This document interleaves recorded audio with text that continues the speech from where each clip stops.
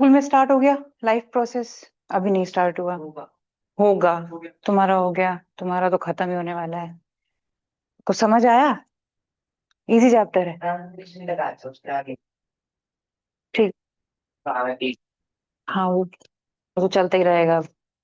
एक चैप्टर। पहली बात तो ये, क्लास 9 से 10th की bio is very different. 9th में बायो कुछ नहीं थी। It was only very basic cells, बस इतनी बेसिक, यही दो दो काम के चैप्टर थे, इसके अलावा कोई तीसरा चैप्टर काम का था ही नहीं आपका। ठीक। बट नाउ बहुत बायो बायो बहुत वास्ट है। आज सुधीर,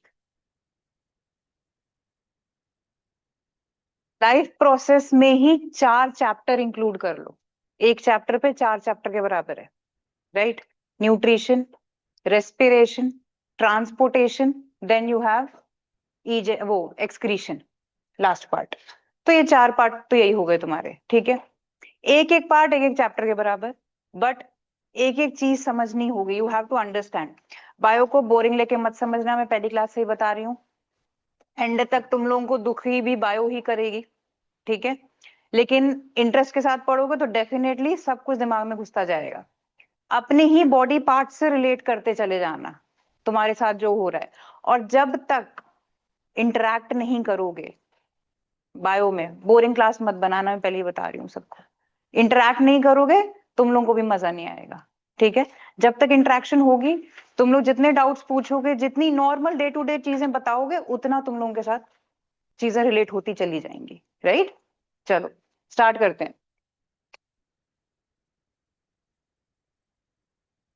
हाँ, वहां पे तुम्हारी नोटबुक है, तेना बेटा उसको।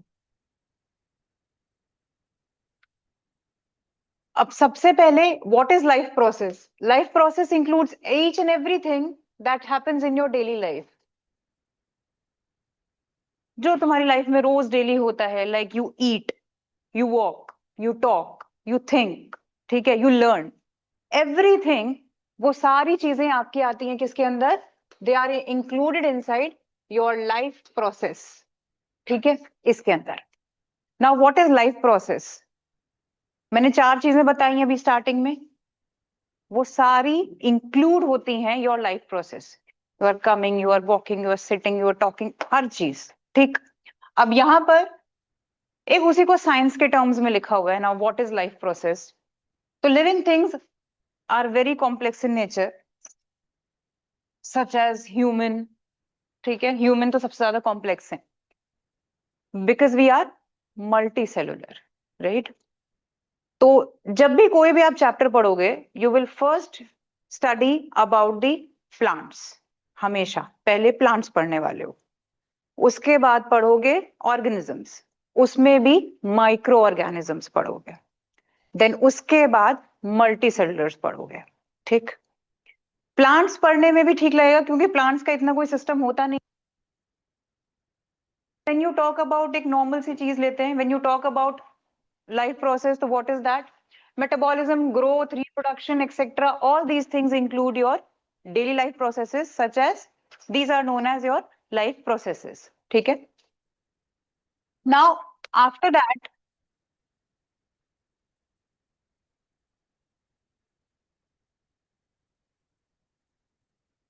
What are life processes? They include nutrition, respiration, transportation, and excretion, as I have already told you. Nutrition में क्यों होती है न्यूट्रिशन? हम खाते पीते क्यों हैं? Just for our growth, to get energy. ठीक है। खाना छोड़ दो 3 दिन, एक 3 दिन बहुत बड़ी बात बोल दी मैंने। खाना छोड़ दो 2 दिन, एक दिन, अगले दिन यू विल फील थोड़ी डिजीनेस हो जाएगी, इतना ज्यादा ताकत नहीं है, पढ़ने में भी मन नहीं लग रहा है। नोटिस करना, जब बहुत ज्यादा पढ़ाई वढ़ाई करते हो एग्जाम टाइम पे, तुम लोगों को ज्यादा भूख लगती है। ज्यादा भूख में रीजन क्या है? क्योंकि उस टाइम पे भले you are not doing any physical activity, but mentally आप बहुत सारी एक्टिविटीज कर रहे हो, अंदर ही अंदर अंदर अंदर, यू आर लर्निंग थिंग्स। ठीक है। तो इसका मतलब ये नहीं कि आप बैठे हुए हो, तो उस टाइम पे क्या होता है, आपको और भूख लगती है, आपको लगता है कि हमें खाना खाना चाहिए, क्योंकि अंदर ही अंदर आपका सेल मेटाबॉलिज्म में काम कर रहे होते हैं। ठीक है। थिंकिंग प्रोसेसेस चल रहे हैं अंदर। अब यहाँ पर ये 4 चीजें हैं, 4 पार्ट में डिवाइड है। ग्रोथ एंड न्यूट्रिशन आपके पार्ट है यहाँ पे। Now let's talk about the first part, that is your nutrition. Nutrition नाम आते ही हमें खाना याद आता है, अच्छा अच्छा खाना, ठीक है। तो अब यहाँ पे न्यूट्रिशन प्लांट्स एंड एनिमल्स। सबसे पहले प्लांट्स का nutrition very simple, autotrophs, they are known as autotrophs, green plants हैं, ठीक है। ऑटोट्रॉफ्स हैं, they can make their own food, अपना खुद का खाना बना सकते हैं वो लोग, ठीक है।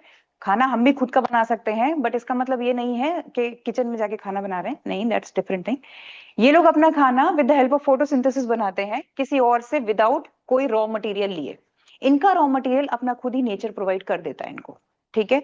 They do not have to go to any shop to buy anything, ठीक।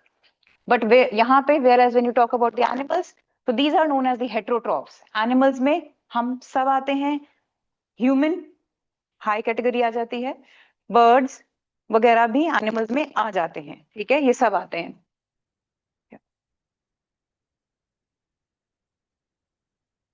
Just a minute. Online students, there is a request, if in case तुम लोगों की क्या कहते हैं उसे, वीडियो ऑफ हो जाए, स्क्रीन ना दिखे, तो please let me know,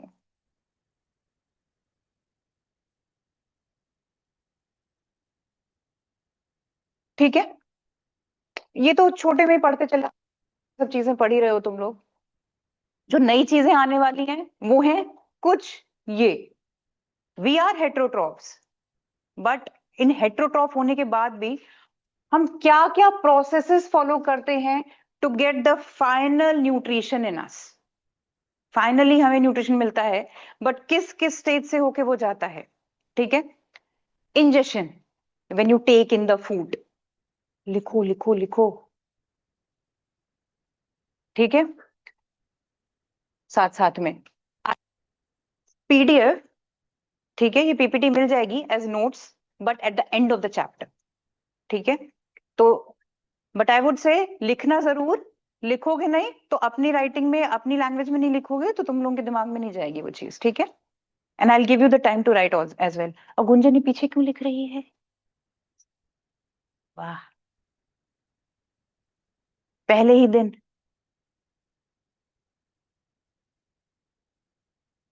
injection, injection कह रही हूँ, सॉरी। इंजेक्शन का मतलब होता है टेकिंग इन द फूड, जब आप खाना मुंह में डालते हो, बस खत्म, इंजेक्शन का पार्ट इतने में खत्म, ठीक है। उसके बाद डाइजेशन। आपका डाइजेशन, अगर मैं पूछूं कि डाइजेशन कहाँ से शुरू होता होगा, स्टमक से, इंटेस्टाइन से, माउथ से। डाइजेशन आपका माउथ से ही स्टार्ट हो जाता है, ठीक है। अब यहाँ पर अब्जॉर्प्शन, उसके बाद अब्जॉर्प्शन। अब्जॉर्प्शन मतलब खाना डाइजेस्ट हो गया, आप लोगों के वो हर चीज आपको मिल गई, अमीनो एसिड्स मिल गए, ये सब मिल गया, वो प्रोटीन्स मिल गए, ये सब कुछ मिल गया। उसके बाद ये फैट्स वगैरह जाएंगे कहाँ, ब्लड में। ये सारी चीजें जो भी आपने अब्जॉर्ब करी हैं, ये सारी कहाँ जाएंगी, they will be absorb in the blood, ठीक है। ब्लड में क्यों जाएगा, सो दैट वो आपकी पूरी बॉडी के एक एक सेल के पास रीच आउट हो जाए, इसलिए। तो उसके बाद होता है अब्जॉर्प्शन, के बाद होता है असिमिलेशन। अब ब्लड उसे लेके कहाँ पहुंचा है, एक एक सेल के पास पहुंचा है। सेल अब उसको किस पे ब्रेक डाउन कर रहा है, इनटू एनर्जी, ठीक है, उसको एनर्जी पे कन्वर्ट करेगा। That is known as assimilation, यानी कि अब वो फूड यूटिलाइज हो रहा है, ठीक। या जो ऑब्जॉर्व हो गया वो हो गया, अब उसके बाद भी अनअब्जॉर्ब्ड फूड रह जाता है, जो कि अब फूड नहीं है, which is only waste material that you have eaten with the food, of course, ठीक है, जो कि अब्जॉर्ब नहीं हुआ, जो सॉलिड मटेरियल रह गया है, ठीक है, with some amount of water in it, ठीक। वो लास्ट में ईजेशन पे जाता है। तो ईजेशन का पार्ट, अब यहाँ पे मैंने जितनी भी चीजें बोली है ना, इन सबका अपना अलग अलग अलग अलग पार्ट है। आपकी पूरी एलिमेंट्री कैनाल होती है, एलिमेंट्री कैनाल 9 मीटर्स लॉन्ग है आपकी, ठीक है, एक साड़ी से भी लंबी। लेकिन इतनी बॉडी फिट कैसे है, बिकॉज वो एकदम एंटैंगल करके। Small intestine and large intestine already बहुत बड़े बड़े हैं, ठीक है। लार्ज इंटेस्टाइन का नाम सिर्फ इसलिए लार्ज है बिकॉज वो थिक है, ठीक। अदरवाइज उससे लंबा आपका स्मॉल इंटेस्टाइन है, ठीक। अब्जॉर्प्शन का काम is done by your small intestine. Assimilation उसके बाद, ब्लड के बाद आपकी सेल्स में होती है, ठीक है। ईजेशन लार्ज इंटेस्टाइन करवाता है, ठीक। इन सबके अपने अलग अलग पार्ट्स हैं। अब यहां पर व्हाट आर न्यूट्रिएंट्स? अब आपको इन जो चीजों में न्यूट्रिएंट्स मिल रहे हैं वो न्यूट्रिएंट्स कैसे कैसे मिलते हैं आपको? न्यूट्रिएंट्स भी टू टू टाइप्स होते हैं आपके, inorganic and organic nutrients. Inorganic nutrients such as CO2, water and minerals, whereas organic nutrients are plants and animals products. ठीक है, जो भी हम खाना प्रॉपर खाते हैं वो आपके ऑर्गेनिक मटेरियल है. इनऑर्गेनिक में वो आपको दिखता नहीं है बट वो भी आपको कहीं ना कहीं से एनर्जी प्रोवाइड कर रहे हैं. ठीक है, दोज आर इनऑर्गेनिक. जैसे पानी है, पानी सच एन इंपॉर्टेंट थिंग जो आपको लगती है कि हम अवॉइड भी कभी कभी कर देते हो, तो उसकी वजह से क्या हो जाता है, बॉडी में डिहाइड्रेशन भी हो जाती है. ठीक है, पानी हम कई बार पीना भूल जाते हैं, ऐसा हो जाता है, मेरे साथ भी है, पानी पीना भूल जाते हैं. ठीक है, ऐसे बहुत से बच्चे भी होंगे. लेकिन it is a very important आपकी लाइफ में होनी चाहिए कि भाई पानी पीना है. ठीक है, तो यहाँ पे वाटर ब्रेक एंड वॉशरूम का ब्रेक पूछना नहीं है, बस उठ के चले जाना है. यहाँ के लिए मैं बता रही हूँ तुम लोगों को, क्योंकि अभी तक किसी ने कोई पानी पीने के लिए उठा ही नहीं है अभी तक. मैं नोटिस करती थी, पानी यहीं लगा हुआ है भाई, वाटर कूलर इधर ही है सामने. ठीक. अब नाउ मोड्स ऑफ न्यूट्रिशन, और कहीं अगर बैक करना है तो प्लीज लेट मी नो, मैं बैक कर दूंगी. नाउ मोड ऑफ न्यूट्रिशन, ये तो छोटे में आप लोगों ने लिखा ही होगा, बचपन से ही करते आ रहे हो ये सारी चीजें, तो छोटी छोटी चीजें हैं ये. ऑटो में एक सिंपल सा डिफरेंशिएशन है, ये भी आ जाता है कई बार. ठीक है, ऑटोट्रॉफ्स में they can manufacture their own food, सबसे पहली बात है. And heterotrophs are dependent on the other substances to make their food. ठीक, इन लोगों को क्या क्या चाहिए, इनको क्या चाहिए वो आप लोगों को देखना है. इनको क्या चाहिए, दे लैक पिगमेंट. सबसे पहले तो they have this pigment which helps them to absorb the sunlight, that is chlorophyll. ठीक, उसके बाद they can convert the light energy into chemical energy, but ऐसा ये लोग कुछ भी नहीं कर सकते, they do not have such power in them. हाँ बोल, बात करेंगे उसकी, आ रही हूँ उस पॉइंट पे भी. फिर भी आ रही हूँ. अब यहाँ प्लांट्स एंड साइनोबैक्टीरिया, ये आपके ऑटोट्रॉफ्स हैं. Cyanobacterias were the first bacterias that were present on earth. Earth में सबसे पहला क्रिएचर था cyanobacteria, before humans also, before any life. ठीक है, तो cyanobacteria was there on earth. अब यहाँ पे हेट्रोट्रॉप्स, तो ये आपको पता ही है, हेट्रोट्रॉप्स में एनिमल, ह्यूमन, पैरासाइट्स, फंगस, ये सब. This is an example of fungus. Bread mould, bread ऐसी देखी होगी कभी, मॉइस्चर, बारिश का मौसम जब हो जाएगा तो मानसून के टाइम पे आप अगर ब्रेड को फ्रिज में रखना भूल जाओगे, कुछ ऐसी हो जाएगी एक्सपायर डेट के बाद. ठीक, क्यों हो जाती है ऐसी, specially at a certain time, exactly because उसको, फंगस को क्या होता है, it needs a certain temperature with some certain proper environment, उसका अगर हिसाब का बन जाए तो उसके लिए परफेक्ट कंडीशन आ जाते हैं वो सारे. एंड इट, और वो ब्रीथ क्या करती है, कार्बन डाइऑक्साइड. उसको लैक ऑफ ऑक्सीजन है उसके पास, उसको नहीं करनी, सांस नहीं चाहिए वो, सॉरी, ऑक्सीजन नहीं चाहिए उसको, उसको CO2 पे काम चलता है उसका. नाउ वही चीज दोबारा से यहाँ पे रिपीट हो रही है, इसको देख लेना, एक बार पढ़ लेना, उसके बाद हेटरोट्रॉफिक मोड करवाना है.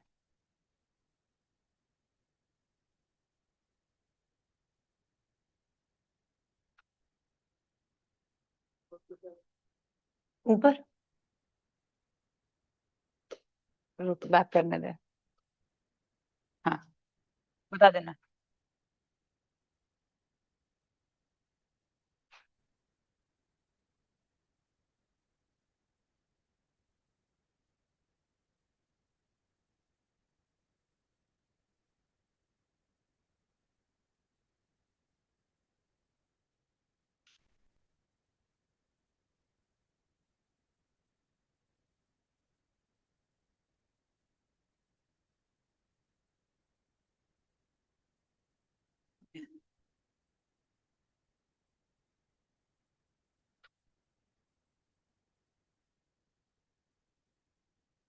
Now your heterotrophic mode is also divided into four parts: saprophytic, parasitic, holozoic and symbiotic.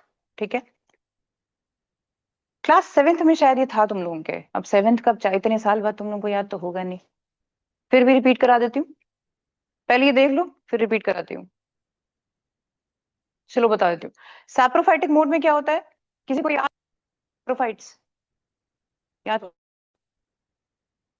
They feed on dead and decaying organisms. ठीक, generally these organisms things. Parasites, parasites are those They from the host. host, और host को harm करते हैं, they do not give any kind of benefit to them, they harm their host. ठीक है। उसके बाद holozoic जो हम लोग करते हैं, लाइक जिनमें एक प्रॉपर एक तरीका चलता है, एक प्रॉपर उनके स्टेप्स चलते हैं, जैसे कि इंजेशन, डाइजेशन चला, फिर डाइजेशन चला, फिर अब्जॉर्प्शन, फिर असिमिलेशन, देन इजेशन। जो इतने सारे स्टेप्स फॉलो करते हैं, वो ऐसे लोगों को होलोजोइक पे डाला जाता है। ठीक है। सिम्बायोटिक, मैंने दो ऑर्गेनिज्म की पार्टीशन मानते हो, जैसे लाइकेंस, वो एल्गी और फंगाई का एक सिम्बायोटिक रिलेशन होती है, लाइक होती है, एक दूसरे को हेल्प करते हैं। सही सही, राइजोबियम एज वेल, एग्जैक्टली, ठीक है, सही। ठीक है, जैसे वो तुम मुझे खून दो मैं तुम्हें आजादी दूंगा, this means both the organisms are getting benefited with each other, कोई किसी को इसमें हार्म नहीं करता। अब यहाँ पे मैं स्पेसिफिकली ये इसलिए वर्ड यूज कर रही हूँ बिकॉज क्या होगा, आपसे पैरासाइट और सिम्बायोटिक के बीच में डिफरेंस पूछ सकते हैं।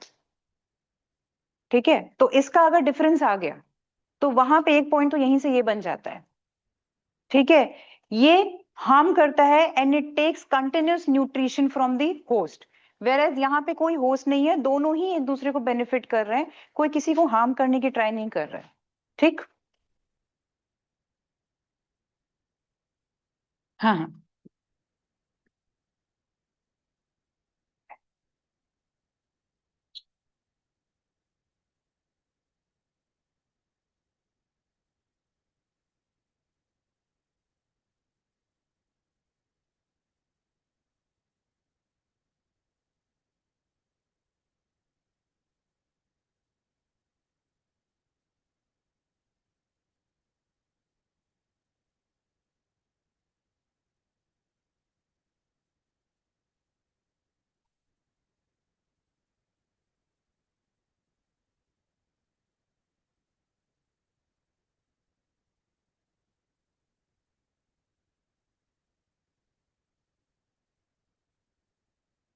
हो गया ईशायु। एक और बार बताना। होलोजिक का मतलब है when an organism uses different kind of steps for digestion, for nutrition, जैसे कि इन ह्यूमन हम लोग सबसे बड़ा एग्जांपल है होलोजोइक का। खाना खाते हैं, फिर प्रॉपर वो अब्जॉर्ब होता है, डाइजेस्ट होता है, फिर अब्जॉर्ब होता है, फिर असिमिलेट होता है, फिर कहीं जाके इजेस्ट होता है। Whereas amoeba, amoeba holozoic में आएगा? आएगा, क्योंकि होलोजोइक न्यूट्रिशन अमीबा भी सारे स्टेप्स फॉलो करता है। नहीं, डिपेंडेंट नहीं है, it is not dependent on anyone, heterotrophic mode ही है वो भी, बट वो with such so many steps हैं उसमें, फाइनल प्रोडक्ट आने के लिए बहुत सारे स्टेप्स हैं। इनके सैप्रोफाइट्स में क्या होता है, they only take the nutrition. अब जैसे वो मर गई उसकी वो चीज, वो जिसको खा रहा है वो सिर्फ उसके न्यूट्रिएंट्स को खींच रहा है एंड डायरेक्ट वो उसको एनर्जी दे रहा है, उसकी बॉडी में इतने सारे स्टेप्स नहीं हो रहे, वो डायरेक्ट उसको एनर्जी प्रोवाइड हो रही है उसमें सैप्रोफाइट्स में। पैरासाइट्स में क्या होते हैं, पैरासाइट भी जैसे आपने रिंग वर्म भी होते हैं, वर्म्स वगैरह किसी की बॉडी में भी चले जाते हैं, रिंग वर्म, टेप वर्म, ये सब these are the parasites as well. अमर बेल कभी देखिए किसी प्लांट के ऊपर कई बार येलो कलर की एक पतली सी रस्सी की तरह चढ़ जाती है वो, को अगर इतनी सी भी आ गई ना वो किसी पेड़ के ऊपर, उसके बाद तुम लोग एक वीक के बाद देखो वो पूरे पेड़ को, पूरे ट्री को एकदम येलो कवर कर देगी। उसके बाद ये नहीं सोचेगी कि उस तक सनलाइट पहुंच रही है नहीं, उसे न्यूट्रिशन मिल रहा है नहीं, नहीं, वो बस उससे न्यूट्रिएंट्स को खींचेगी। और उन न्यूट्रिएंट्स को खींच के कहाँ जा रहा है, उसे कोई ऑर्गन वगैरह तो उसका है ही नहीं, ना उसमें जाइलम होता है, सिर्फ फ्लोएम होता है उसका, खींचता रहता है खींचता रहता है और उसको और बस बढ़ता रहता है। ठीक है, ऐसे कोई स्टेप्स नहीं है, ना उसका कोई एक्सक्रीशन है, कुछ नहीं है उसका, दैट्स अमर बेल। ठीक है, हम कसकटा भी कहते हैं उसको, वो इस पे आती है।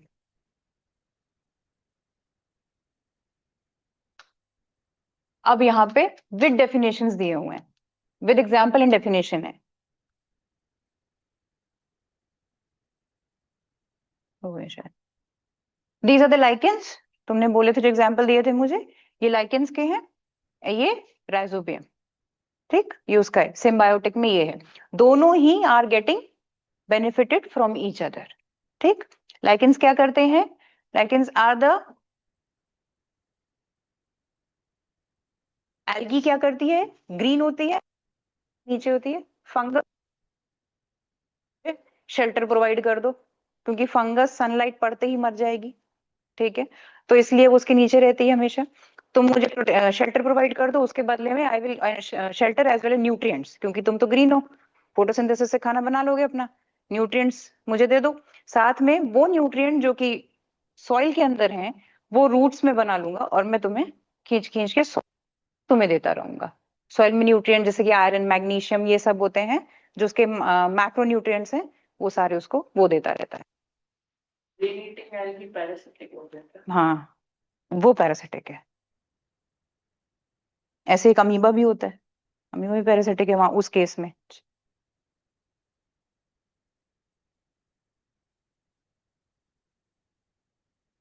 टाइप्स भी होते हैं, टाइप भी याद करने हैं। किस चीज के टाइप्स? जैसे मोनोजोइक के एंजियो कार्डियो। हाँ, अभी आएगा। हाँ, तो ये याद करने की क्या जरूरत है? ओमनीवोर नहीं पता कौन होते हैं? पैरासाइटिक के भी है कुछ एंजियो पैरासाइटिक। अच्छा अच्छा।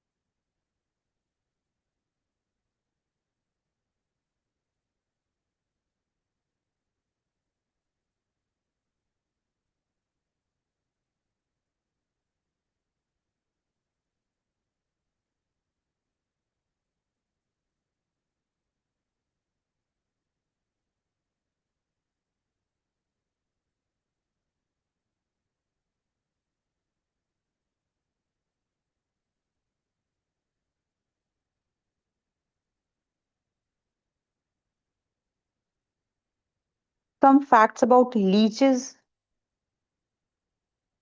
कभी leeches have 32 brain, 32 brains, and stomach कितने हो सकते हैं लीच के?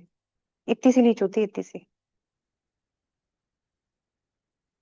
10, 10 स्टमक्स, 32 ब्रेन्स एक लीच में, with 18 tentacles.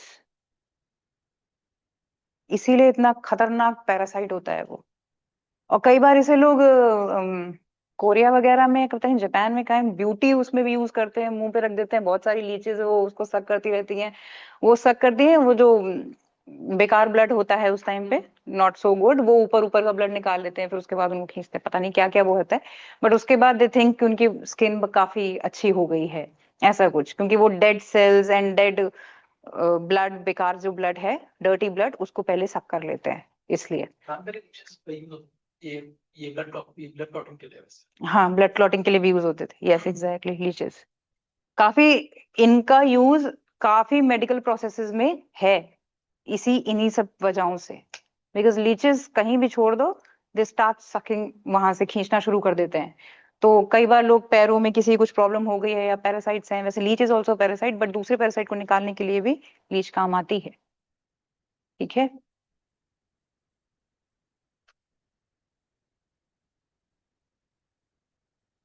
Now nutrition in plants, मैंने आपको बोला था अभी कि हम कुछ भी पढ़ेंगे, हम सबसे पहले प्लांट्स को पढ़ेंगे। थोड़ा बोरिंग लगेगा बट पढ़ना पड़ेगा, वी कांट हेल्प इट। अरे यार। हाँ, तो न्यूट्रिशन इन प्लांट ये तो आपको पता ही है। When plants they make their own food with the help of water, sunlight, chlorophyll and CO2, जैसे फोटोसिंथेसिस करते हैं, तो they make their own food, that is known as photosynthesis. Actually इसमें होता क्या है, conversion of your light energy into their chemical energy, ठीक है। Generally light energy chemical energy में कन्वर्ट होती है।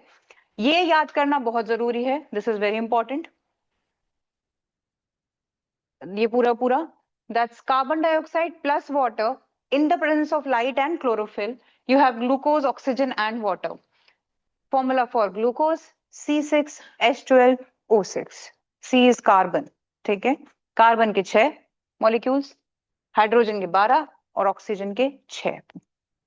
यहाँ पे बैलेंसिंग भी तुम लोगों को लिखनी पड़ेगी, थोड़ा बैलेंसिंग के साथ याद करना, बिकॉज क्लास 10th में अभी बैलेंसिंग भी सीखने वाले हो तुम लोग, ठीक है। जब केमिकल इक्वेशंस करोगे केमिस्ट्री में तो बैलेंसिंग आ जाएगी, शायद तुम लोगों में से किसी कुछ लोगों को आती होगी बैलेंसिंग। लेफ्ट एंड राइट में नंबर ऑफ ये मॉलिक्यूल्स इक्वल होने चाहिए, ठीक है। तो ग्लूकोज का फॉर्मूला होता है C6H12NO6, ठीक है। Absorption of light energy by chlorophyll, अब यहाँ पे पूरा प्रोसेस बताया होता क्या है। क्लोरोफिल ग्रीन प्लांट्स में प्रेजेंट होती है, वो जनरली क्या करती है, अब्जॉर्ब करती है ग्रीन लाइट को, ठीक है। उसके बाद light energy breaks your water into two things, that is hydrogen and oxygen, ठीक है। अच्छा, जब कोई चीज in the presence of light, ये मैं थोड़ा सा केमिस्ट्री का बता रही हूँ तुम लोगों को, जब कोई भी चीज in the presence of light decompose होती है, that is known as photolytic decomposition reaction, ठीक है। उसे हम फोटोलाइटिक रिएक्शन या फिर फोटोलाइटिक डिकम्पोजिशन रिएक्शन कहते हैं। जब आपकी कोई एक चीज रखी हुई है तुमने और सनलाइट की वजह से उसके अंदर रिएक्शन हो गया है और वो दो पार्ट्स में या दो से तीन पार्ट्स में टूट गई है, that's hydrogen and oxygen, so that is known as your photolytic reaction. इसका एक रीजन तुम लोगों का केमिस्ट्री में भी आता है कि why your medicines are kept bottles पे ही क्यों रखी जाती हैं जनरली, ठीक है। और वहां पे लिखा भी होता है please keep away from the direct sunlight, ये भी लिखा होता है उनपे। वो इसीलिए होता है सो दैट उनपे फोटोलाइटिक रिएक्शन ना हो जाए, क्योंकि डायरेक्ट सनलाइट की अगर उस पे आ गई तो एक तो कलर की वजह से क्या होगा, वो डायरेक्टली सनलाइट उस पे एंटर नहीं कर पाती। ज्यादातर आपकी जो दवाइयां होती हैं वो किस कलर में आपने देखी होंगी, शीशियां ब्राउनिश, एग्जैक्टली ब्राउनिश रेडिश सी होती हैं, वो इसीलिए होती हैं सो दैट वो डायरेक्टली सनलाइट उस पे एंटर ना करके उसको डिकम्पोज ना कर दे, ठीक है। This reaction specially known as photolysis या फिर फोटोलाइटिक।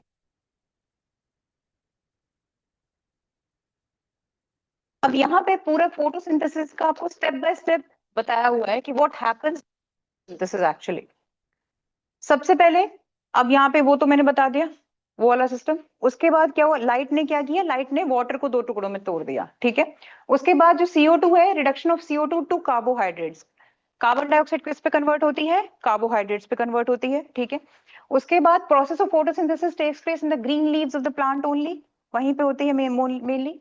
आपने कई बार ऐसे प्लांट्स भी देखे होंगे जिसे कहते हैं वेरिएटेड लीव्स, ऐसी लीव्स जैसे क्रोटोन होता है, लीव दो कलर की दिखती है या फिर कोई एक ग्रीन वाइट सी होती है, उसमें बाहर की तरफ व्हाइटिश होता है, अंदर ग्रीन सी होती है, येलोइश एंड रेडिश सी भी होती हैं, ठीक है। इसमें होता क्या है, एक्चुअल में अंदर क्लोरोफिल प्रेजेंट होता है ऐसी लीव्स में, ठीक है। बट होता क्या है, लेकिन इनको डोमिनेट कर देते हैं ऐसे कलर्स, इसके अंदर ये कलर ज्यादा डोमिनेट कर देते हैं उस ग्रीन कलर को। पर इसका मतलब ये नहीं है कि उसके अंदर से क्लोरोफिल खत्म हो गई है, there is chlorophyll inside it, ठीक है। तो इसकी वजह से lesser amount, exactly lesser amount है। इसलिए कई बार बोला जाता है ऐसे प्लांट्स को, मोस्टली आपके ऐसे प्लांट्स इंडोर प्लांट्स होते हैं, ऐसे प्लांट्स मोस्टली आपके इंडोर प्लांट्स हो जाते हैं। इनको सिर्फ 1 से 2 घंटे की धूप दे दो क्योंकि जो उनके अंदर लेसर क्लोरोफिल है वो ही अपना काम कर लेती है उतना सा, ठीक है। क्लियर हुआ अब छोटा सा चीज। तो यहाँ पर carbon dioxide enters the leaves through tiny pores called stomata. You should have heard stomata, सुना है आप लोगों ने। स्टोमेटा आर गार्ड सेल्स, ठीक है। किस प्रोसेस पे काम करते हैं, ओस्मोसिस, ओस्मोसिस पे एक्सचेंज ऑफ गैसेस होती है इसमें। जब क्या होता है, there is lot of water inside it plant में, तो guard cells get swelled up, ठीक है। क्या हो जाता है वहां पे, वो एक हाइपोटोनिक सोल्यूशन की तरह काम करने लग जाता है और आपके वो गार्ड सेल स्वेल अप होने की वजह से ओपन अप हो जाते हैं, तो स्टोमेटा ओपन हो जाता है और excess of water gets evaporated into the air, हवा में बाहर चला जाता है। और जब एक लेवल बना लेता है वो, यानी कि पानी कमी हो गई, अब ठीक हो गया पानी, तो वापस से गार्ड सेल्स बाहर निकाल देते हैं पानी, अब वो श्रिंक हो गए हैं, हाइपरटोनिक पे हो गए और वो अपने आप को बंद कर लेते हैं, स्टोमेटा गेट्स क्लोज्ड अप, ठीक है। ये सिंपल सी चीज है। तो यहाँ पे इस प्रोसेस को क्या कहते थे, याद है ये प्रोसेस को क्या बोलते थे, ट्रांसपीरेशन, ठीक है। This was known as transpiration, ठीक। और ये जनरली किसके थ्रू करा जाता है, स्टोमेटा के थ्रू, ध्यान देना इस चीज को, ठीक है। तो the green pigment chlorophyll present in the green leaves helps in absorbing energy from sunlight, ये तो सबको ही पता है। उसके बाद oxygen produced as by product, इस पूरे प्रोसेस में जो जो निकलता है, क्या निकला, ऑक्सीजन निकला था, ग्लूकोज निकला था, और एक क्या चीज थी, वाटर। ठीक है, यहाँ पे ऑक्सीजन बायो प्रोडक्ट हो जाता है, वाटर जनरली वेस्ट हो जाता है या फिर वो अपने आप में यूज कर लेता है उसको, एक्सेस वाटर स्टोर कर लेता है। ठीक है, अब एक्सेस खाने का क्या करता होगा, एक्सेस फूड क्या करता है वो, एक्सेस फूड को पहले तो उसका वो फूड कन्वर्ट होता है इनटू द ग्लूकोज। ठीक है, food gets converted into glucose. उसके बाद वो ग्लूकोज अब जितना यूज हो गया, उसके बाद वो क्या करता है in the form of starch उसको अपनी फ्रिज में रख देता है। उसकी फ्रिज कहाँ है, लीव्स में। ठीक है, leaves are the kitchen of the plant. ठीक, और वहीं आप लोग अपने घर की फ्रिज भी तो किचन में ही रखते हो जनरली, कहीं जहाँ छोटे मोटे किचन हुए वहां पे हमें बाहर रखनी पड़ती है, जनरली लोग अपनी फ्रिज को किचन में ही रखते हैं। तो यहाँ भी प्लांट्स भी अपनी फ्रिज किचन में ही रख के बैठे हुए हैं, उनकी किचन लीव्स। ठीक, तो food is turned in the form of simple sugars that is known as glucose. After that the glucose, extra glucose is stored in the leaves in the form of starch. ये चीज को बहुत ध्यान देना, sentence पूरा। ठीक है, कहाँ स्टोर होता है लीव्स में, किस फॉर्म में, स्टार्च की फॉर्म में, क्या, ग्लूकोज। ठीक, glucose and starch are actually carbohydrates which contain chemical energy. जो एक्चुअली केमिकल एनर्जी से तुम्हारे केमिकल कन्वर्ट हुआ है दैट इज कार्बोहाइड्रेट्स। तो कार्बोहाइड्रेट्स क्या बने हैं तुम्हारे, this glucose and starch only. अब यहाँ पे कंडीशन फॉर फोटोसिंथेसिस, यहाँ पे तुम लोगों के 4 एक्सपेरिमेंट्स आएंगे, 4 एक्सपेरिमेंट्स हैं। ठीक है, अब ये 4 एक्सपेरिमेंट्स क्या क्या हैं तुम लोगों को ध्यान से देखने पड़ेंगे। ये एक्सपेरिमेंट्स डायरेक्ट एक्सपेरिमेंट के उस पर नहीं आते क्वेश्चन में, ये आ जाते हैं एमसीक्यू में मेनली, या फिर पॉइंट में आ जाते हैं। तुम लोग देखना, मैं 2-3 साल से नोटिस कर रही हूँ पेपर में, एग्जाम में बायो का क्वेश्चन डायरेक्ट नहीं आ रहा है, direct question they are not asking. एक दे देते हैं कुछ, फिर उसके 4 पार्ट्स ले देते हैं। जैसे 4 नंबर का क्वेश्चन है या 5 नंबर का क्वेश्चन है तो उसके 5 पार्ट दे दिए। तो जनरली तुम लोगों को 5 नंबर का क्वेश्चन नहीं प्रिपेयर करना है, तुम लोगों को छोटी छोटी चीजें पकड़नी है, एक एक नंबर की चीजें पकड़नी है, क्योंकि अगर वो एक सेंटेंस भी लिखना भूल गया ना, एक वर्ड भी नहीं लिखा, तो पूरा 1 नंबर गया। ये प्रॉब्लम आ रही है। ठीक है, हाँ ऐसे ही वाले, हाँ ये वैसे वाले क्वेश्चन है। और यहाँ पे अभी समझ में आएगा कि अभी छोटी छोटी चीजें समझ में आ जाएंगी, कैसे कैसे क्वेश्चन बनेंगे, मैं बता रही हूँ अभी। अभी यहाँ पर सबसे पहले एक्सपेरिमेंट, पहले ये समझो, फोटोसिंथेसिस के लिए तुम्हें क्या क्या चाहिए, सनलाइट चाहिए, क्लोरोफिल चाहिए, वाटर चाहिए, और क्या चाहिए, CO2 चाहिए। ठीक, अब इन चारों को हमें चेक करना पड़ेगा कि कोई एक चीज अगर नहीं है तो क्या फोटोसिंथेसिस होगी, हमें सिर्फ ये चेक करना है। तो सबसे पहले लेट्स सी, अगर सन, तो क्या होगा, यानी एक प्लांट को अगर सनलाइट नहीं मिल रही है, तुम अंधेरे वाले रूम में रख दो उसको, तो वो मर जाएगा। तुम लोगों को भी चीज पता है, अगर तुम सनलाइट में नहीं रखा उसको तो वो मर जाएगा। पर ये चीज कैसे प्रूव करें वो समझ लो। सबसे पहले क्या करेंगे, they will take a leave, एक लीव लेंगे, तोड़ के नहीं लेंगे, उस प्लांट में लगा रहने देंगे। उसकी कोई एक लीव को चूज कर लो और उस पे एक फॉइल पेपर लगा दो, पूरी लीव पे नहीं लगाना, पतली सी स्ट्रिप लगा देना उस पे। ठीक है, एक काम करती हूँ, फिगर दिखाती हूँ, 1 मिनट।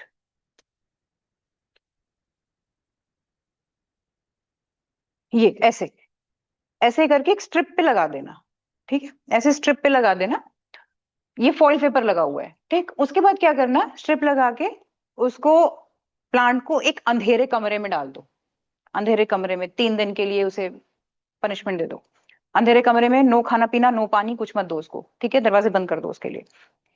उससे क्या होगा, 3 डेज इसलिए बोला जाता है क्योंकि 3 दिन तक प्लांट अपने अंदर जो स्टार्च होता है उसको यूज अप करता रहता है।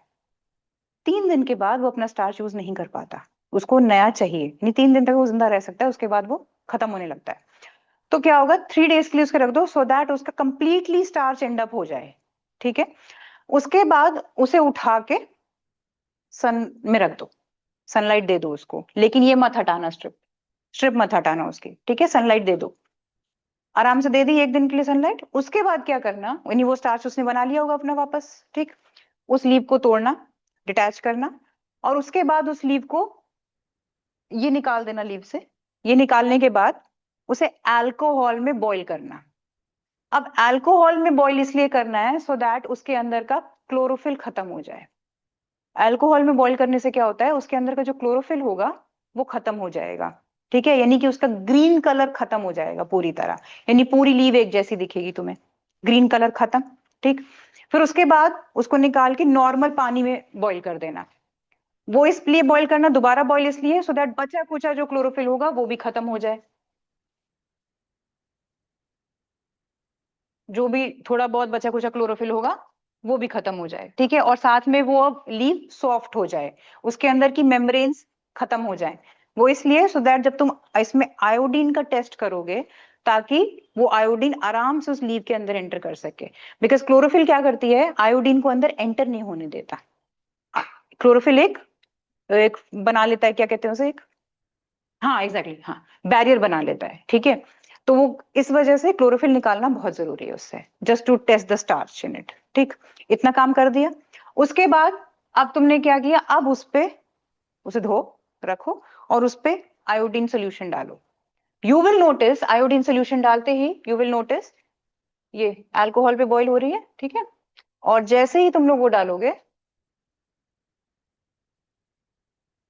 कुछ ऐसी दिखेगी, ब्लू ब्लैक वहां वहां होगी जहां पे स्टार्च फॉर्म हुआ होगा, ठीक है। यहाँ पे तो पट्टी लगी हुई थी, उसमें फॉइल लगाई हुई थी तुम लोगों ने, वहां वो स्टार्च बना ही नहीं पाया बिकॉज वहां पे सन रे एंटर ही नहीं कर पाई, ठीक है। तो क्या हुआ, यहाँ पे इतनी जगह पे स्टार्च था ही नहीं, इसका मतलब।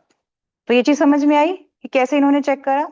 अब यहाँ पे चारों एक्सपेरिमेंट्स में ये चीज कॉमन रहेगी, जिसे कहते हैं डी स्टार्च। ये जो प्रोसेस मैंने बोला ना तुम लोगों को, अल्कोहल में बॉईल करना, फिर वाटर में बॉईल करना, फिर उसके बाद उसको दोबारा पानी में डिप करके एक बार आयोडीन टेस्ट करना है, ये से कहते हैं डी स्टार्चिंग। 3 दिन के लिए पॉटेड प्लांट को तुम्हें एक अंधेरे कमरे में डालना है, ये पूरा डी स्टार्च प्रोसेस है, ठीक है।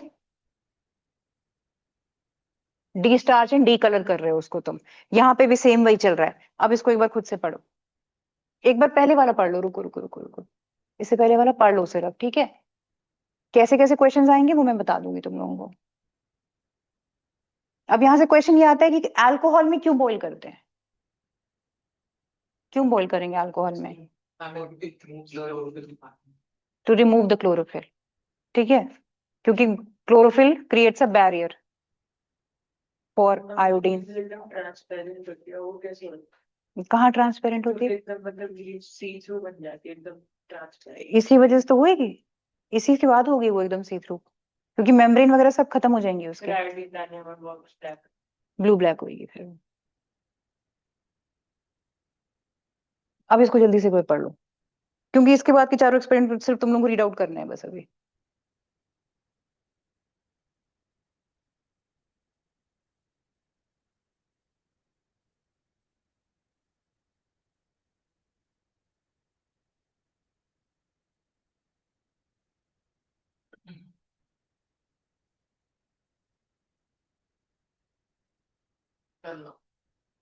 पढ़ लिया सबने, आगे कर लो, रह जाए किसी को तो प्लीज बोल देना मुझे। जी बोलो कुछ, देख लो एक बार।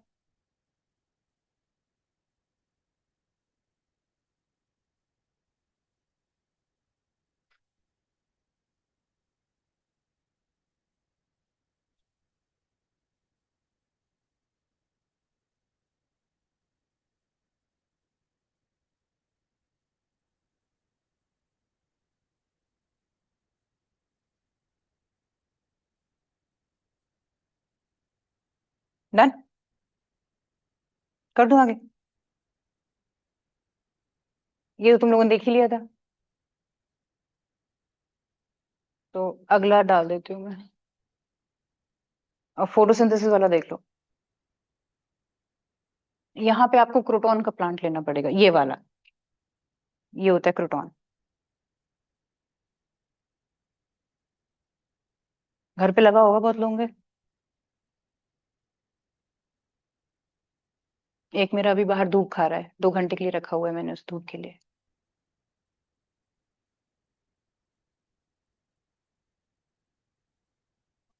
जब हम लीफ को बॉईल करेंगे हम्म तो उसकी सेल मेम्ब्रेन सारी डैमेज हो जाएंगी हम्म। और सेल मेम्ब्रेन डैमेज होगी तो फिर आयोडीन सॉल्यूशन से अंदर लेके जाएगा, क्यों नहीं जाएगा, डैमेज।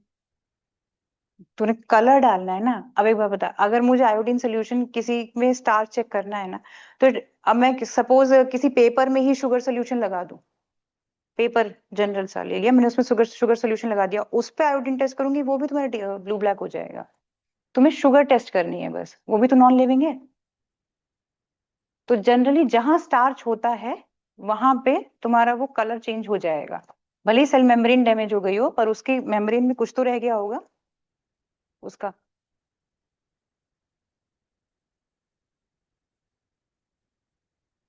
हाँ हाँ,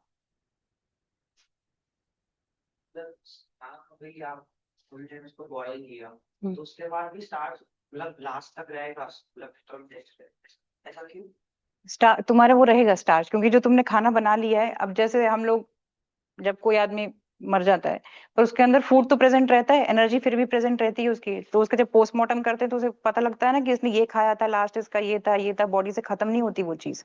तो वही इनके साथ भी होता है, वो रह जाती है उतनी देर तक। तो उसने एनर्जी, जब तक उसने स्टार्च बनाया तब तक तो उसने फैला दी थी ना उसके पूरी बॉडी में उसकी एनर्जी। तो बस इस वजह से वो वहां नहीं एंटर कर पाई वो उतनी जगह पे।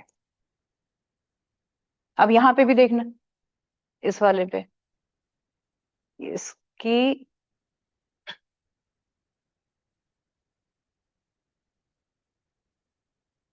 एक्चुअल फोटो भी कहीं है, रुको रुको ढूंढ रही हूँ।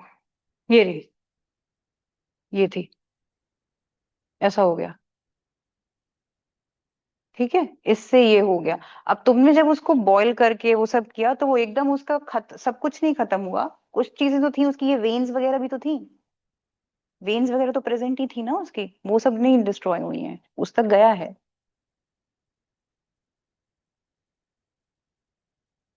ये समझ गए? आगे कर दूं?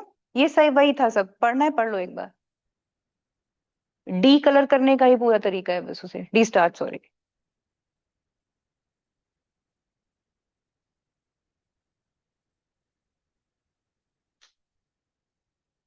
बस इसमें एक छोटी सी चीज होएगी, कार्बन डाइऑक्साइड में। यहाँ पे आपको डिस्चार्ज करने के लिए क्या करना होगा, सेम उस तरह डिस्चार्ज तो वैसे ही कर दो कि 3 दिन के लिए पॉटेड प्लांट को वहां पे डाल दो, उसका स्टार्च खत्म हो जाएगा। उसके बाद यहाँ पे एक स्टेप और करना है तुम्हें, ग्लास बॉटल लेके उसमें क्या करना है, कुछ पोटेशियम हाइड्रोक्साइड सोल्यूशन डालना है, जिसको हम KOH बोलते हैं। ठीक है, इसकी खासियत क्या होती है, वो स्पेशलिटी इसकी ये है कि ये कार्बन डाइऑक्साइड अब्सॉर्ब कर लेता है। तुम इसको वैक्यूम वाले बेल जार में और एक पे रख दो, लेगा थोड़ी देर के बाद, ये उसकी रहती है। ठीक है, तो ये पॉइंट यहाँ पे एक आ गया है। क्वेश्चन ये हो सकता है कि या तो ये पूछे कि KOH क्या ऑब्जॉर्ब कर लेता है, या फिर क्वेश्चन आएगा कि तुम्हें CO2 ऑब्जॉर्ब करवाना है किसी प्लांट से, हटवाना है। प्लांट क्या, कोई भी चीज बोल देगा, सिर्फ प्लांट नहीं, कुछ भी बोल देगा कि ये चीज है, उससे CO2 कार्बन डाइऑक्साइड तुम्हें हटानी है, तो you have to use KOH, that's potassium hydroxide solution. ठीक है, पाउडर फॉर्म में आता है, इसको रखना होगा बस, और पूरा CO2 खींच लेगा वहां का। ठीक है, ये एक चीज है यहाँ पे बस, और उसके बाद सेम वही काम करना है। उसके बाद सेम वही काम करना है जो बाकी तुम कर रहे थे उतनी देर में। ये पढ़ लो, फिर भी मैं आगे कर देती हूँ।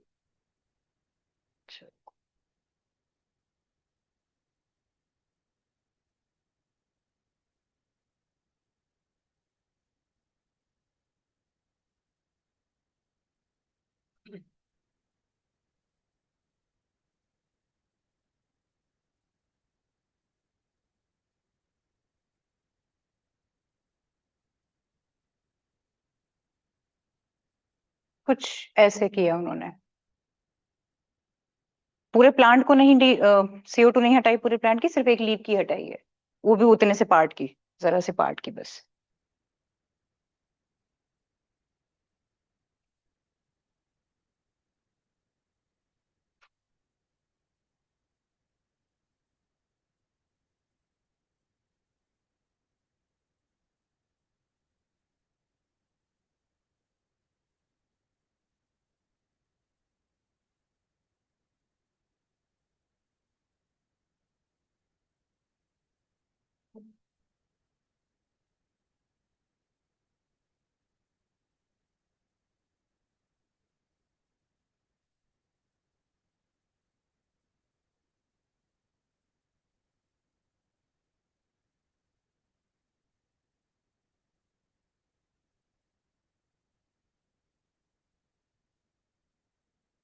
ठीक है, ये वाला हो गया।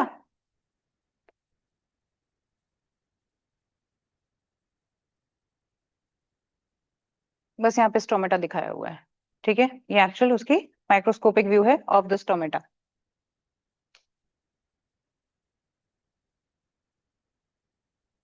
सॉइल से क्या क्या लेता है, उसके मैक्रोन्यूट्रिएंट्स बताए हुए हैं, ठीक है। सॉइल से प्लांट क्या क्या लेता है वो आपको पता लग गया। तो these are also important for the plant. क्या क्या है, nitrogen, phosphorus, iron, magnesium. Nitrogen उसको जनरली आपके राइजोबियम बैक्टीरिया के थ्रू मिल जाता है, जो कि नाइट्रेट्स पे कन्वर्ट करके, हाँ, लेग्यूमिनस प्लांट ज्यादा लेते हैं।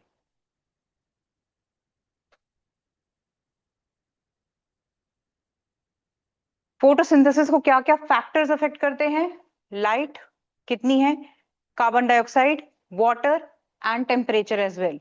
फोटोसिंथेसिस को टेम्परेचर भी अफेक्ट करता है, ठीक है। अगर टेम्परेचर आपका ज्यादा है, यानी हीट ज्यादा हो रखी है, तो वहां पे कैसा होगा, प्रेशर या ह्यूमिडिटी कैसी होगी वहां की, हीट ज्यादा होगी तो ह्यूमिडिटी कम होगी, और ह्यूमिडिटी कम होगी तो इसका मतलब ये है कि वो ज्यादा पानी सोखेगा, हवा में ज्यादा जा रहा है, उसको ज्यादा पानी की जरूरत बार बार पड़ेगी, ठीक है, जल्दी सूख जाएंगे प्लांट्स आपके।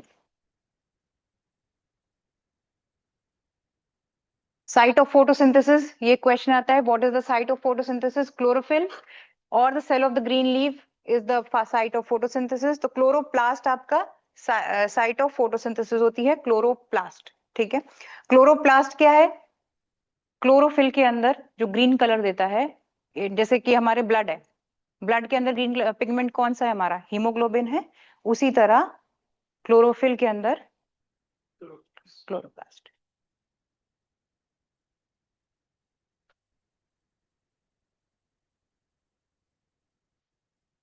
अब आते हैं हम न्यूट्रिशन इन एनिमल्स में, जो एक्चुअली मीन है। पर before that you should also know about this heterotrophic mode of plants also, ठीक है। देयर आर सम प्लांट्स जो कि हेट्रोट्रॉफिक मोड ऑफ न्यूट्रिशन करते हैं, कार्निवोरस प्लांट्स, ठीक है। कार्निवोरस प्लांट्स, क्वेश्चन ये आता है कि why they have, what is the need, so that they can, मतलब क्या नीड है कि वो अपने आप को they convert themselves into carnivores, conversion करते क्यों हैं।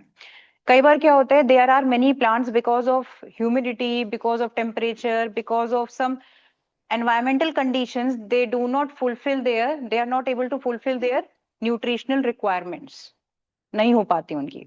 जनरली जैसे rafflesia, this is rafflesia. Rafflesia आपके अमेज़न फॉरेस्ट वगैरह में बहुत मिलता है, ऐसे फॉरेस्ट में होता है जहाँ पे मॉइस्चर बहुत ज्यादा है। आप लोगों को पता है वो कितना डेंस फॉरेस्ट है, अभी तक हम लोगों ने देखा ही है जनरली मूवीज वगैरह में या फिर डॉक्यूमेंट्रीज में, कितना डेंस फॉरेस्ट है वो, इतना डेंस है कि वो पूरा एकदम कैनोपी सिर्फ आती है, पूरा कंप्लीटली कवर्ड है, सनलाइट बहुत कम बहुत से एरियाज में आ पाती है। तो ऐसे एरियाज में ऑफ कोर्स जब इनको सनलाइट नहीं मिलेगी तो then they have to convert themselves into carnivores, कहीं से तो न्यूट्रिशन चाहिए इनको, ठीक है। तो अब जैसे कि ये है पिचर प्लांट, ये सॉरी हाँ, Venus fly trap, pitcher plant, ये रेफ्लेशिया, ये यहाँ पे इनका क्या है,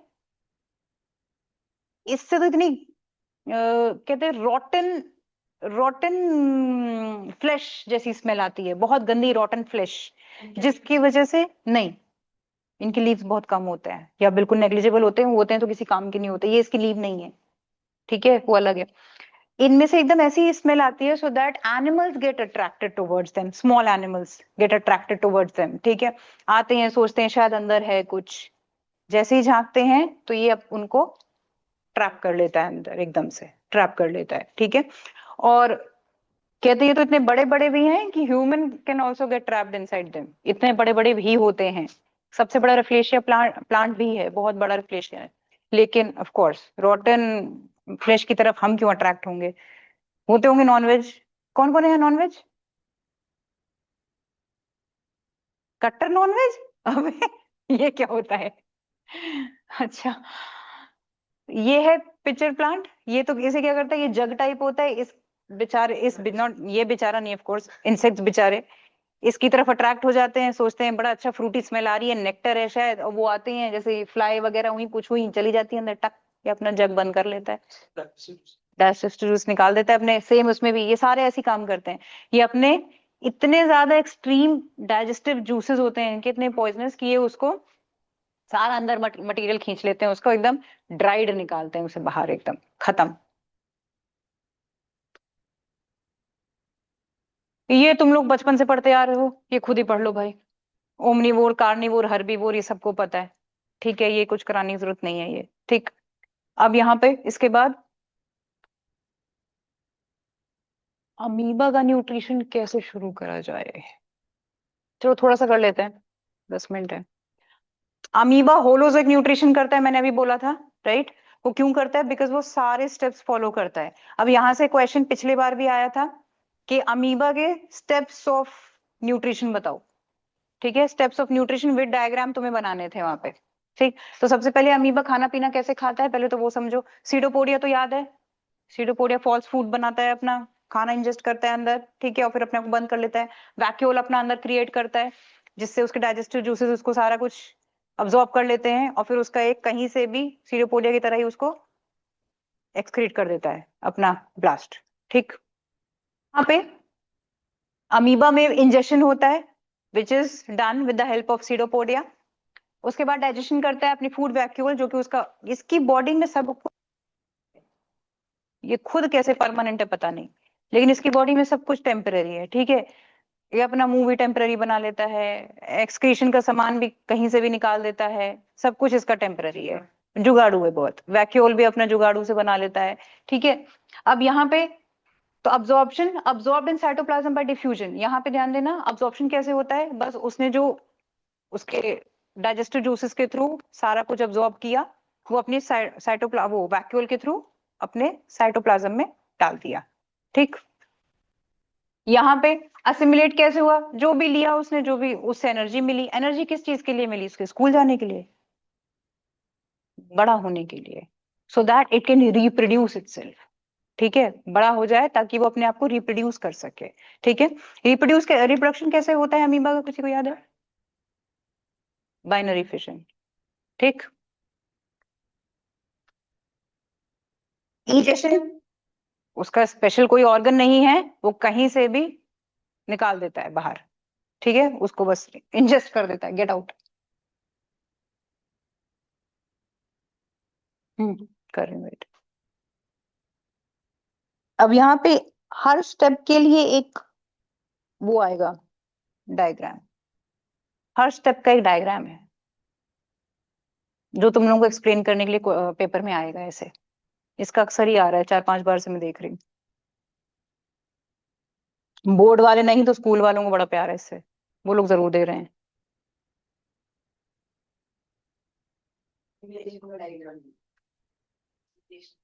असिमिलेशन में वो डायग्राम ही नहीं है, वही लिख, बस वहां लिख देना, बस अमीबा बना के असिमिलेट हो रहा है देखो, बस, उससे ज्यादा क्या करोगे।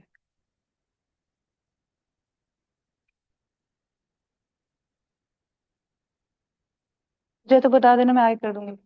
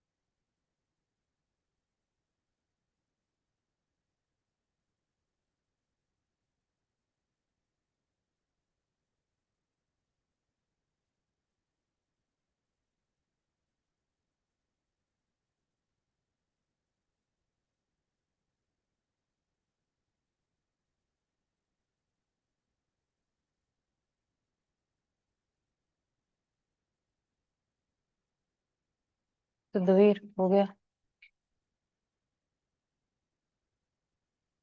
अभी ड्राइंग भी तो देख लेना कितनी अच्छी है इसकी, ड्राइंग भी तो अभी देख कितनी अच्छी है उसकी, जल्दी कर। किस अमीबा की, तेरी?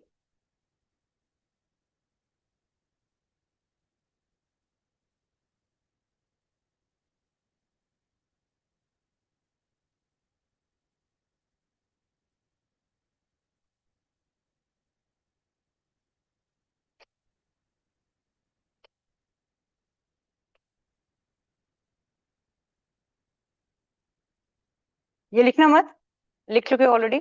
तो अभी बस इसको देख लेना तुम लोग। यहाँ पे पहला स्टेप जैसे ये है ना, तो यहाँ पे बस फूड पार्टिकल दिखाओ उसे, ठीक है। इस वाले स्टेप को लिख देना इंजेशन, ये उसका इंजेशन हो गया, ठीक है, ये इंजेशन हो गया। ये उसका डाइजेशन प्रोसेस आ जाएगा, ये वाला, ये डाइजेशन हो गया, ठीक। उसके बाद अब तुम्हें अब्जॉर्प्शन और असिमिलेशन तो लिखना, बनाने से हो रहा है तुम बस, लेकिन लिख देना वहां पे कि अब्जॉर्प्शन हो रहा है, असिमिलेट हो रहा है। और उसके बाद सीधा यहाँ पे, यहाँ इसको लिख देना अब्जॉर्प्शन, इस वाले को अब्जॉर्प्शन लिख देना, ठीक है। और एसिमिलेट मत लिखो, बट सीधा उसके बाद इजेशन वाला ऐसे दिखा देना कि ये रहा अमीबा और ये कुछ, ये पड़ा है इतना सा, ऐसे बस एक्सक्रीट कर दिया उसने, ठीक, ऐसे करके। और उसके assimilation में क्या लिखना होगा exam? Digestion of digestion of ये हो गया अमीबा का, ठीक। इसके बाद एक और है इसका भाई, पैरामीशियम। पैरामीशियम अगली क्लास में करते हैं, ठीक, आज के लिए इतने ही रखते हैं। ये वाली स्लाइड में पिछली नेक्स्ट क्लास में दोबारा एक बार दिखा दूंगी, रिपीट कर लेंगे इसको, ठीक। आज के लिए इतना ही।